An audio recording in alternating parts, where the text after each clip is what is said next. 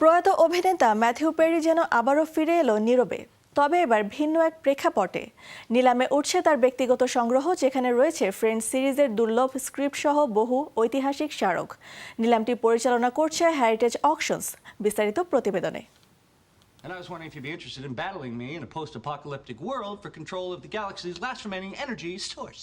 হলিউডের জনপ্রিয় সিটকম ফ্রেন্ডসের তারকা ম্যাথিউ পেরি এবার তার ব্যক্তিগত সংগ্রহের নানা স্মারক নিলামে উঠছে আগামী জুন মাসে।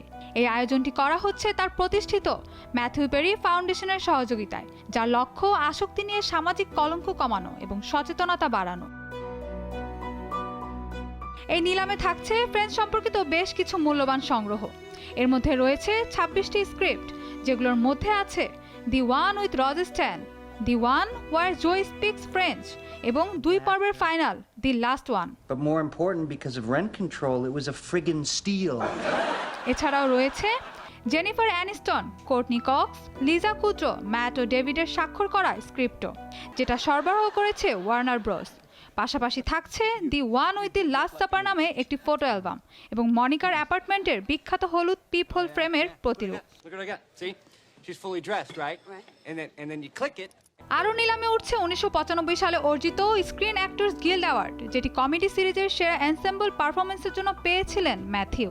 পাশাপাশি তার ব্যক্তিগত সংগ্রহে থাকা ব্যাংকসি এবং মেল বোনচারের শিল্পকর্মও রাখা হয়েছে বিক্রির জন্য।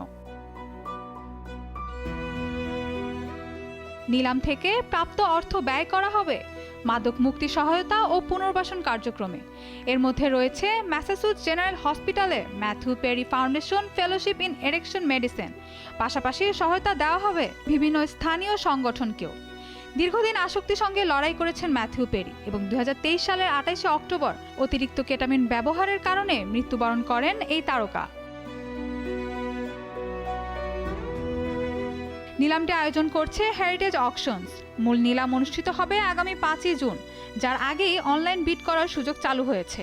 এই আয়োজনের মাধ্যমে আসক্তি নিয়ে লড়াই করা মানুষদের জন্য আরও সহানুভূতিশীল ও সহায়ক সমাজ গড়ে তোলা সম্ভব হবে, এমনটাই প্রত্যাশা ম্যাথিউ পেরি ফাউন্ডেশনের। Mahbuba Mostarin, showbiz tonight.